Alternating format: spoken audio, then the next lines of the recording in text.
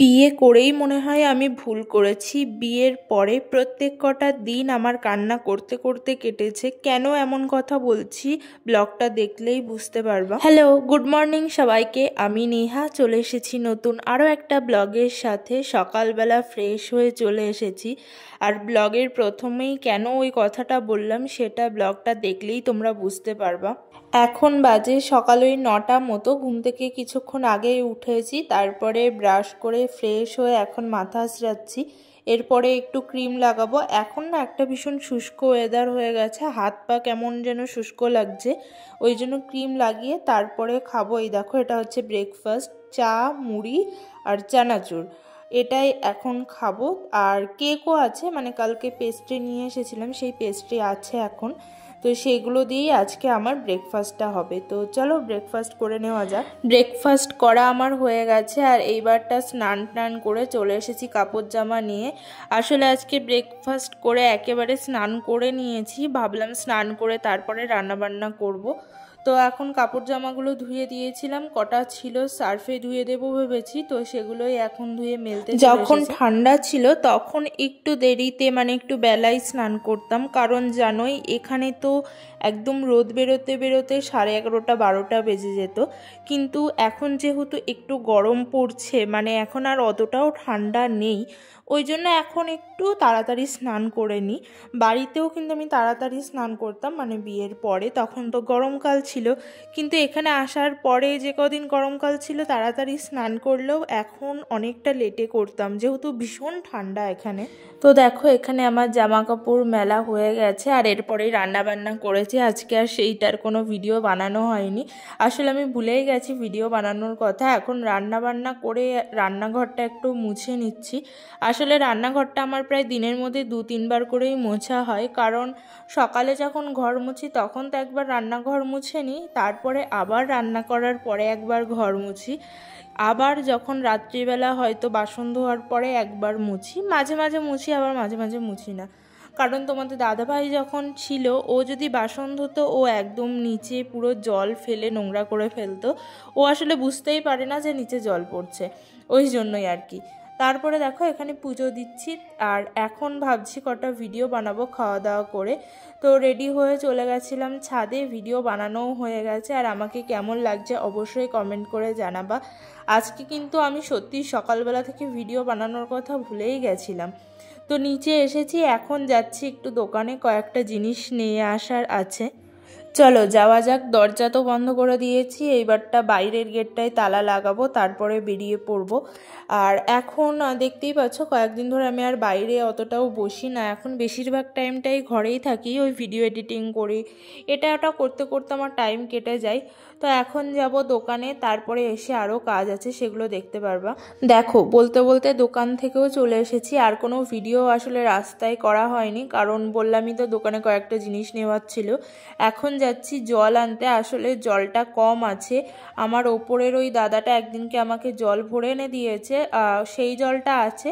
তার সাথে সাথে ভাবলাম 2টো বোতল আর এই ক্যাম্পারটা ভরে নিয়ে আসি, তাহলে আমার একটা দিন চলে যাবে। তো এখন জল ভরতে চলে এসেছি, দেখতেই পাচ্ছ কতগুলো ঢপ এখানে ভরে ভরে, আর জল নিয়েও এখন চলে এসেছি। এইবারটা বাকি যেই কাজগুলো আছে সেইগুলো করব। আর এখন বলি কি কারণে আমি ব্লগের প্রথমে বললাম যে আমার বিয়ের করাটাই এখন ভুল হয়েছে। আসলেই তাই। আমি যখন আমার বিয়ে হয় তারপরে যখন কোয়ার্টারে আসি, তখন না আমার শুধু মনে হতো হয়তো আমি এখন বিয়ে করেই ভুল করেছি। কারণটা কি সেটাও বলি তোমাদের। আমি আসলে বিয়ের আগে থেকে এমনই একটা মেয়ে ছিলাম যে বাড়িতে কোনো কাজ করতো না। আসলে আমার বাড়িতে আমার মা, আমি আর আমার বাবা, ব্যাস এই 3জনই মানুষ ছিল। তেমন কোনো কাজ আমাকে কোনো দিনই করতে হয়নি। এমনকি আমি স্নান করার পরে নিজের জামা কাপড়টাও নিজে ধুতাম না। হয়তো এটা শুনে অনেকেই ভাববে ন্যাকা, আসলে এমন করেই আমি মানুষ হয়েছি। আমার কোনো দিন 1 গ্লাস জলও নিজে নিয়ে খেতে হয়নি। মানে আমাদের বাড়িতে 2টো রুম ছিল, তো যেই রুমে আমি থাকতাম পাশের রুমে আমার মা বাবা থাকলে আমি না ফোন করতাম যে আমাকে 1 গ্লাস জল দিয়ে যাও। এমনই একটা মেয়ে ছিলাম আমি। আর সেখান থেকে হঠাৎ করেই বিয়ের পরে আমার লাইফে এমন একটা চেঞ্জ চলে আসলো যেটায় আমি পুরোপুরি মানে পাগল হয়ে যাচ্ছি। এমন না যে বিয়ের পরে, কারণ আমি শ্বশুরবাড়িতে যে 2 মাস ছিলাম তখনও আমি কোনো রকম কোনো কাজই করিনি, মানে কোনো রকমই কাজ করতাম না, ওই দুটো একটা রান্না ইচ্ছে হলে করতাম। আর ব্যাপারটা হচ্ছে কোয়ার্টারে আসার পরে এখানে তো তাও তোমাদের দাদাভাই আমাকে অনেক হেল্প করতো, কিন্তু দেখো ও তো এমন না যে সব সময় বাড়িতে আছে আমাকে সব কাজ করে দিচ্ছে। আর হঠাৎ করেই একটা নিজের সংসার গোছাতে গেছিলাম, মানে আসার পরে তো নিজেকেই গোছাতে হবে, তখন যেন আমি পুরো পাগল হয়ে যাচ্ছিলাম এত কাজ করতে করতে। আর এই প্রত্যেক দিন এত কাজ করার পরে না রাত্রিবেলা আমার ভীষণ শরীর খারাপ করতো, কারণ আগেই বললাম যে আমি নিজের জামা কাপড়টাও ধুতাম না, সেই জায়গায় এখানে এত এত জামা কাপড় ধোয়া, কাজ করা, রান্না করা, তারপরে আবার সব কিছু টাইম টু টাইম তোমাদের দাদাভাইকে দিতে হতো, কারণ ও আবার ওর কাজে যাবে। এখানে তো এমন না যে আমার এখন হচ্ছে না আমি একটু পরে যাচ্ছি, ওকে যেতেই হবে টাইমের মধ্যে। তো এগুলো করতে গিয়ে আমি রাত্রিবেলা ভীষণ রকমভাবে ভেঙে পড়তাম, আমার মনে হতো আমি কোথায় চলে আসলাম আর কেনই বা আসলাম। আর একটা সমস্যা ছিল, আমি যখন এখানে আসলাম কোনো একটা কাজ, হয়তো ছোট ছোট কাজই, দুটো বাসন আছে, আমি ভাবতাম হয়তো তোমাদের দাদাভাই ধুয়ে দেবে, কারণ আগেই বললাম পুরো দিন কাজ করার পরে আমার আর সেই রকম ইচ্ছাই থাকতো না কাজগুলো করার, তো ওই জন্য আমি রেখেই দিতাম। তারপরে তোমাদের দাদাভাইকে আমি বলতাম না যে তুমি ধুয়ে দাও, আমি মনে মনে ভেবে নিতাম যে হয়তো ও থালাগুলো ধুয়ে দেবে, কিন্তু ও তো বুঝতে পারতো না, ও ধুয়ে দিত না। তখন আমার ভীষণ রকমভাবে রাগ হয়ে যেত যে কেন ও ধুয়ে দিল না থালা দুটো। কিন্তু এখন আমি বর্তমানে মানে 1-2 মাস পর থেকে আমি এটা বুঝতে পারলাম যে ওইটুকু কাজ আমি যদি কারোর ভরসায় রেখে দিই তাহলে যখন সেই কাজটা হবে না আমারই রাগ হবে, ওর থেকে ভালো আমি সেই টাইমেই কাজটা করে নিই। ওই জন্য এখন আমি যখনকার কাজ তখনই করে রাখতে চাই, তাহলে পরে আমার আর কোনো রকম কোনো টেনশন হয় না, রাগ হয় না, কষ্ট হয়। আর আমি না তখন মানে কোয়ার্টারে আসার পর প্রথম আমার ভীষণ এত পরিমাণে কান্না পেতো, মানে এত পরিমাণে কষ্ট হতো, আমি শুধু তখন মনে মনে এটাই ভাবতাম যে কেন আমি এখন বিয়ে করলাম। মানে আমি মনে ভেবেই নিয়েছি বিয়ে করা মানেই হচ্ছে একটা ভীষণ বড় খারাপ জিনিস, কারণ আমাকে এত কিছু করতে হচ্ছে।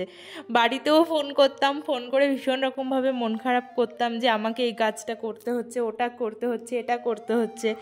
কিন্তু তারপরে যখন 1-2 মাস গেল, একটু গুছিয়ে নিলাম সব কিছু, তখন আমার মনে হলো এগুলো আসলে কোনো কাজই না, কারণ এত ছোট ছোট ব্যাপার। আর এখানে তো এমন না যে বাড়ির মতো তোমাকে উঠোন ঝাড় দিতে হবে, তারপরে কল টিপে জল নিতে হবে, এখানে সব কিছু আছে, শুধু একটু মানিয়ে নিতে যা টাইম লাগে।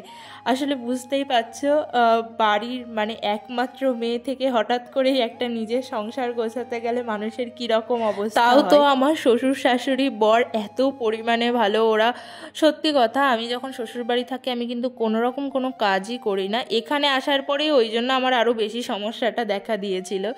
যাই হোক, এটাই হচ্ছে কারণ যে আমি বিয়ের পরে প্রত্যেক দিন কান্না করতাম গাইজ, আর ভীষণ রকমভাবে ভাবতাম বিয়ে করাটাই আমার ভুল। কিন্তু তারপরে ধীরে ধীরে আমার এই ধারণাটা পুরোপুরিভাবে ভুল হয়ে গেছে। এখন আমি নিজের কাজটা নিজেই করে নিই, আর এখন খুব খুশি খুশিভাবে কাজগুলো করি। এখন আর কোনো রকম আমার রাগ হয় না কাজগুলো করতে গেলে, উপরন্তু ভীষণ ভালো লাগে যখন এই কাজগুলো করি ছোট ছোট, তখন মনে হয় এর মধ্যে দিয়ে আমার টাইমটা কেটে যাচ্ছে, বেশ ভালো লাগে। দেখো এখন যেমন যে শীত চলে যাচ্ছে, ওই জন্য শীতের যে ভালো সোয়েটারগুলো ছিল সেগুলো আমি ধুয়ে দিয়েছিলাম, তখন আর ব্লগ বানাইনি, কারণ তোমাদের দাদাভাই যাওয়ার পরে বলেইছি যে 10-12 দিন মতো আমি কোনো রকম ব্লগই শ্যুট করেছিলাম না। তো তখন এই সোয়েটারগুলো সব আমি ভালো করে ধুয়ে রেখে দিয়েছি, তো এখন সুন্দর করে গুছিয়ে গুছিয়ে আলাদা আলাদা করে আলাদা জায়গায় রাখছি।